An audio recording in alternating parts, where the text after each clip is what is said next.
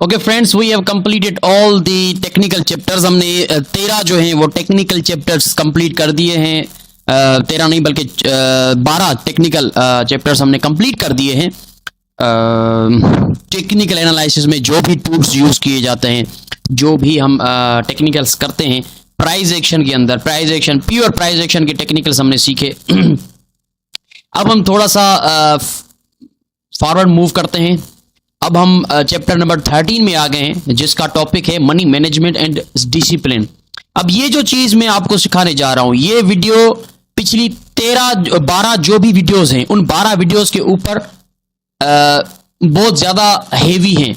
ये जो चैप्टर है, चैप्टर नंबर 13 और चैप्टर नंबर 14 जो आने वाला है तो ये पिछले 12 चैप्टर्स जो हमने लर्न किए हैं, जिनमें हमने टेक्निकल्स को पढ़ा है, हमने टेक्निकल्स को अप्लाई किया है, जिसमें हमें टेक्निकल्स का मतलब ये नहीं कि सिर्फ टेक्निकल एनालिसिस हमने करी।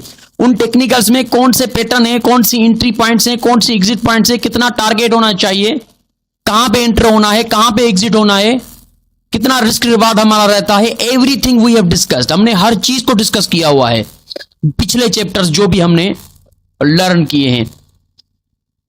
तो दोस्तों अब हम आ गए हैं चैप्टर नंबर 13, चैप्टर नंबर 13, जो कि बहुत ज्यादा इंपॉर्टेंट है। अगर आप इस चैप्टर को ध्यान से नहीं देखते, समझने की कोशिश नहीं करते, तो मैं गारंटी देता हूं कि आपके टेक्निकल्स आपके किसी काम के नहीं है।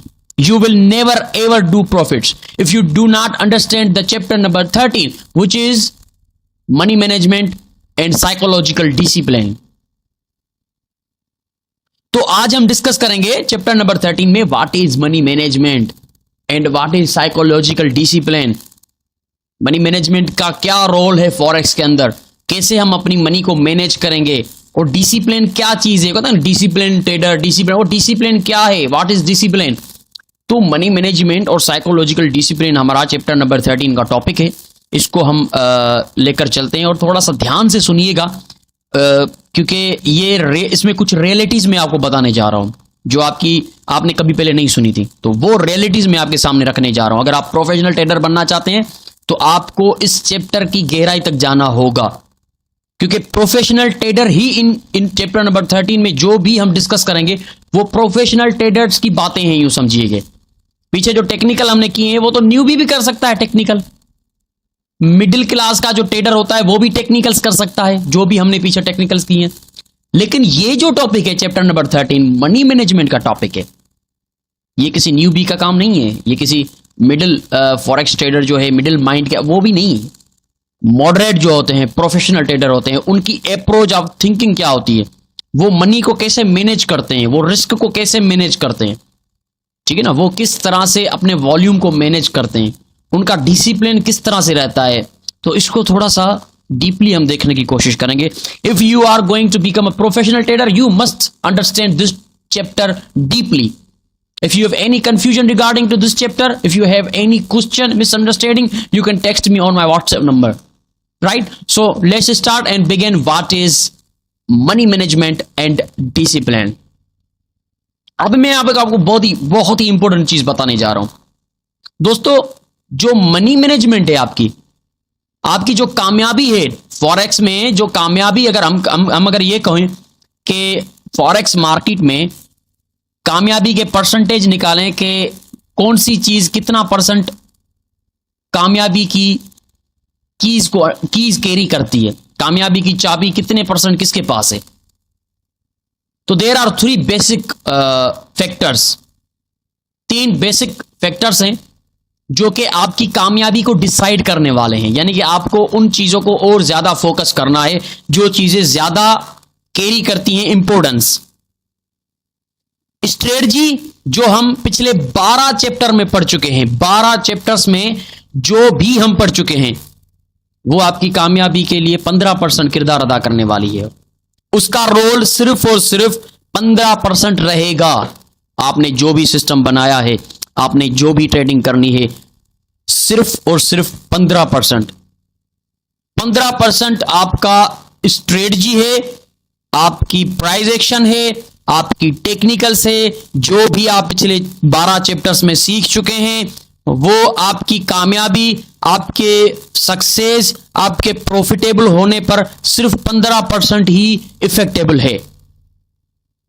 सिर्फ 15%, यानी कि 12 चैप्टर जो हमने पढ़े हैं, तकरीबन 12 चैप्टर्स में मेरे ख्याल से कोई 15 या 16 घंटे होंगे। तो 15 और 16 घंटे की जो ताबड़तोड़ मेहनत मैंने की है, आपने की है, उसका रोल सिर्फ इतना है कि 15% आपकी कामयाबी या नाकामी में वो रोल अदा करने वाली है। लेकिन फिर ये बाकी के परसेंट किस चीज का रोल है इसमें? यही तो लोग आके फंस जाते हैं, यही तो नाकामियां उनके मुकद्दर बनती हैं, यही तो लोग आकर कहते हैं कि यार हमें प्रॉफिट क्यों नहीं हो रहा, मुझे इतनी अच्छी स्ट्रेटजी मिल गई, मुझे इतना अच्छा सिस्टम मिल गया, मैंने इतनी अच्छी टेक्निकल एनालिसिस की, कितना परफेक्ट हेड एंड शोल्डर था, कितनी परफेक्ट ट्रेंड लाइन थी, लेकिन फिर भी मुझे प्रॉफिट क्यों नहीं हो रहा? तो भाई आपने जिस चीज को फोकस किया है, उस चीज का इस मार्केट में सिर्फ और सिर्फ 15% का रोल है। जिस चीज का रोल ही बहुत कम है, आपने उसको फोकस किया हुआ है, जिसका ज्यादा रोल है उसको आपने फोकस ही नहीं किया। आपकी स्ट्रेटजी सिर्फ 15% रोल अदा करेगी, किरदार अदा करेगी आपकी कामयाबी में। बाकी कितने परसेंट कहां जाते हैं? 30% जाते हैं मनी मैनेजमेंट को। यानी कि जितना स्ट्रेटजी आपके लिए फायदेमंद साबित होगी, उससे दुगना आपकी मनी मैनेजमेंट आपके लिए फायदेमंद होगी, अगर उस मनी मैनेजमेंट को आप अच्छे से मैनेज करते हैं। अगर आप जानते हैं अच्छी तरह से मनी मैनेजमेंट के रूल्स को, मनी मैनेजमेंट के फैक्टर्स को आप जानते हैं, किस तरह से रिस्क को मैनेज करना है मुझे। 30% मेरे भाई, ये एक बहुत बड़ा कड़वा सच है, बहुत बड़ा कड़वा सच है। इसको माने या ना माने, मेरा काम है बताना, आपका काम है फॉलो करना। सबसे मुश्किल काम है मनी मैनेजमेंट को और स्टेट ऑफ माइंड, यानी कि आपका साइकोलॉजिकल डिसिप्लिन। ये दो चीजें बहुत मुश्किल होती हैं फॉलो करना, और समझने में बिल्कुल आसान है, लेकिन जो स्ट्रेटजी है वो समझने में बहुत ज्यादा डिफिकल्ट है, फॉलो करने में आसान है। ठीक है ना? स्ट्रेटजी समझने में थोड़ी मुश्किल होती है, लेकिन फॉलो करने में बहुत आसान होती है। ट्रेंड लाइन ब्रेक हो गई, हेड एंड शोल्डर हो गया, ट्रायंगल हो गया, ये समझने में बिल्कुल इजी है, लेकिन फॉलो करने में भी, समझने में थोड़ी मुश्किल है लेकिन फॉलो करने में थोड़ी इजी है। मनी मैनेजमेंट समझने में इजी है, हमें पता है कि हमारा रिस्क क्या होना चाहिए, रिवार्ड क्या होना चाहिए, मैनेज कैसे करना है, लॉट साइज कैसे लगानी है, लेकिन फॉलो करना मुश्किल होता है। तो यहां पे ये चीज अपने जहन में डाल दें आप। अगर आप समझते हैं कि आपने पीछे के 12 चैप्टर पढ़ लिए हैं और आप बहुत बड़े ट्रेडर बन गए हो, ऐसा नहीं है, क्योंकि आपने जो पढ़ा है वो सिर्फ 15% है। बाकी का 30% आपकी मनी मैनेजमेंट है, जो अब आप पढ़ने जा रहे हैं। बाकी की स्टेट ऑफ माइंड 55%, यानी कि सबसे ऊंचा रोल, सबसे बड़ा रोल आपकी कामयाबी और आपकी नाकामी में स्टेट ऑफ माइंड, आपके दिमाग का जो स्टेट ऑफ माइंड है, डिसिप्लिन है, साइकोलॉजिकल फैक्टर्स हैं आपके, जो आप रिएक्ट करते हैं जब मार्केट के सामने बैठते हैं, वो आपकी कामयाबी और नाकामी को 55% रोल अदा करेंगे। मनी मैनेजमेंट 30% करेगी, स्ट्रेटजी आपकी 15% करेगी। स्ट्रेटजी को साइड पे कर दें, क्योंकि स्ट्रेटजी 50% है, तो हमने 15% सीख लिया है। अब हमें 30% चीज सिखाओ सर, जो कि आप कह रहे हो कि 30% रोल अदा करती है, वो आपकी मनी मैनेजमेंट है। तो हमें बताएं कि क्या है ये मनी मैनेजमेंट और कैसे हम इसको फॉलो करेंगे, और इसको फॉलो ना करने के नुकसानात क्या हैं। तो चंद मनी मैनेजमेंट में चीजें आ जाती हैं, वो मैं यहां पे आपके साथ डिस्कस करने जा रहा हूं, तो ध्यान से सुनिएगा। मनी मैनेजमेंट, मनी कौन सी मनी? जो आपकी अपनी कैपिटल में, आपके बैलेंस में, आपकी इक्विटी में पड़ी हुई है, इसको कहते हैं मनी मैनेजमेंट। यानी कि उसको मैनेज करना, मैनेज करना कैसे आप लॉट साइज उठा रहे हो, कितने वॉल्यूम की कोई चीज परचेज कर रहे हो, कितना रिस्क लेना चाहते हो आप, कितना रिवार्ड लेना चाहते हो आप, ये सारी मनी मैनेजमेंट है।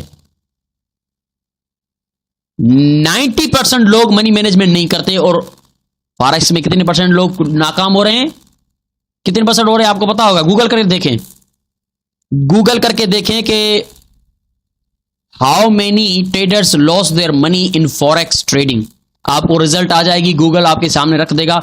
90 to 95% लोग पैसा इसमें गवाते हैं। क्यों? क्योंकि 90% लोग सिर्फ स्ट्रेटजी के पीछे भागते हैं। फैक्ट ऑफ द मैटर, बाकी के जो 10% लोग हैं वो प्रोफेशनल ट्रेडर होते हैं। वो इन चीजों को, तीनों चीजों को आपस में जोड़ते हैं, तीनों चीजों को इंप्लीमेंट करते हैं अपनी रियल ट्रेडिंग के ऊपर, इनको फॉलो करते हैं, इनकी रेस्पेक्ट करते हैं।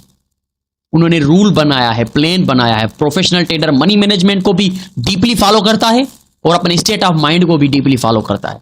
लेकिन जो हम जो देखते हैं मार्केट के अंदर 90% फेल हो रहे हैं, सिर्फ स्ट्रेटजी उनका टारगेट है। जो बेचारी स्ट्रेटजी खुद बेचारी 15% किरदार अदा करने वाली है, अब सब उसके पीछे भाग रहे हैं। That is the reason why we lost the money into the market. यही रीजन है कि हम सिर्फ स्ट्रेटजी के पीछे, टेक्निकल्स के पीछे भागते हैं। ना हमारी नजर अपने डिसिप्लिन पे पड़ती है, ना हमारी नजर मनी मैनेजमेंट पे पड़ती है। जो भी ट्रेडर अगर लॉस कर रहा है, आप उससे कहें कि आप अपनी हिस्ट्री मुझे दिखाएं। जब वो आपको हिस्ट्री दिखाएगा तो वहां पे आपको सिर्फ एक चीज देखनी है कि उसका रिस्क कितना है, रिवार्ड कितना है। अगर रिस्क रिवार्ड देखते ही आपको पता चल जाएगा कि ये बंदा मनी मैनेजमेंट को फॉलो कर रहा है कि नहीं कर रहा है। अगर वो लॉस बड़े कर रहा है और प्रॉफिट छोटे ले रहा है मार्केट से, तो आप समझ जाइएगा कि वो पुअर मनी मैनेजमेंट कर रहा है। वो सारा फोकस स्ट्रेटजी पे रखा हुआ है उसने। That is the reason why he is losing the money. Okay जी, चलते हैं अब मनी मैनेजमेंट में, देखते हैं कि बेसिक चीजें कौन सी है मनी मैनेजमेंट के अंदर जिनको हमने फॉलो करना है विथ रेस्पेक्ट। अपने आप से एक कमिटमेंट करनी है कि अगर आप कामयाब ट्रेडर बनना चाहते हो तो स्ट्रेटजी अपनी जगह, लेकिन मनी मैनेजमेंट और स्टेट ऑफ माइंड को भी सामने रखना पड़ेगा। There is no any other option available.